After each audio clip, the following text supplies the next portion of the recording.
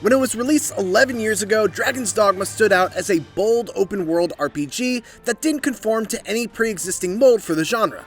From its one-of-a-kind pawn mechanic that encouraged you to frequently swap out AI-controlled companions from a network populated by creations from other players, to its action-centric combat that had you climbing all over giant monsters in order to specifically target weak points and bring them down to size. There's nothing quite like it, even to this day. My big takeaway after playing an hour of Dragon's Dogma 2 is that Capcom is doubling down on everything that made Dragon's Dogma so unique, with a big focus on refining and polishing those elements to a shine. And in that regard, they're succeeding. Pawns do pretty much everything that they did in the first game, but their contributions to both combat and navigation are much more immediately noticeable. Melee combat feels more impactful and weighty, and exploration through its now seamless open world feels equal parts rewarding and dangerous. That said, after an hour of killing the same usual Dragon's Dogma rogues gallery of goblins, cyclops, saurians, harpies, bandits, and attempting the occasional griffin, I couldn't help but wish that I experienced something that truly felt new in this sequel.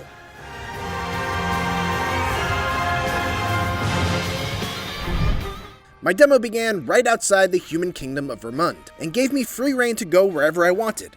I had a handful of quests I could follow, with my pawns already set with knowledge of those quests, meaning that I could simply let them lead the way and not have to deal with constantly bringing up the map and making sure that I was still on course. Pawns having experience and knowledge of quests is not new to Dragon's Dogma, and occasionally in the first game, they would lead you through some tricky to follow paths. But here in Dragon's Dogma 2, it was far more reliable. A simple press of left on the D-pad to issue a help command while out of combat was enough for my pawn to understand that I was looking for a trail to follow, and thus they would grab my attention and start leading the way once I started running towards them. The coolest interaction that I experienced with a pawn was after having cleared a cave of bandits. I noticed a treasure chest on a platform that was well out of reach. By issuing the help command though, I noticed that my fighter pawn moved herself closer to the platform, and then kneeled down like she was waiting to give me a boost. Sure enough, when I ran over, she launched me up with the springboard skill, and I was able to collect a rare fairy stone. Very cool.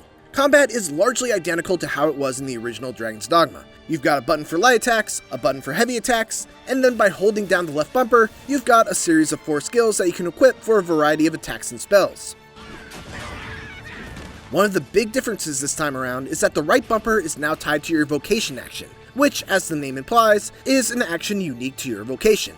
For fighters, their vocation action is to raise their shield and guard against enemy attacks. For thieves, they've got a quick dodge called Swift Step, and for archers, they're able to directly aim with a steady shot. New to combat is a hit stop effect that occurs when an enemy you're attacking is low on life, indicating that they're open to an execution by hitting them with a strong attack. It's a light touch, but it goes a long way in making combat feel much more brutal and impactful. It's worth noting that, like the original game, there's no melee lock-on mechanic and no dodge roll, unless it's tied to your vocation.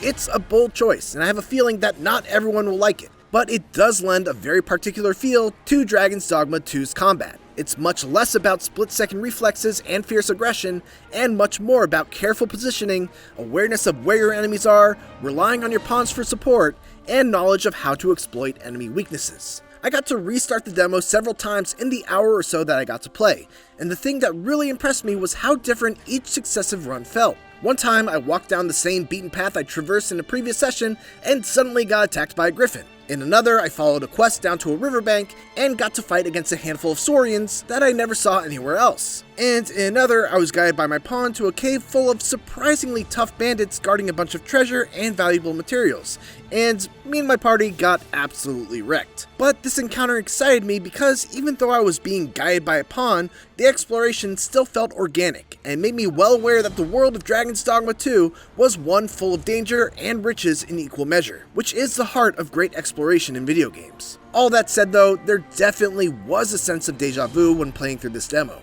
The skills that I used as both a fighter and a thief were almost identical to the early game skills from the first Dragon's Dogma. I didn't fight a single new enemy type, nor did I fight any of those other enemies in a way that was much different from how I'd fight them in the original game. If there's one comfort that I can have as a fan of Dragon's Dogma, it's that Dragon's Dogma 2 will offer up more of what I loved about that first game, and that many of those minor elements have been improved upon. But still, I couldn't help but wish that I walked away from my demo a little more excited about something new about the sequel.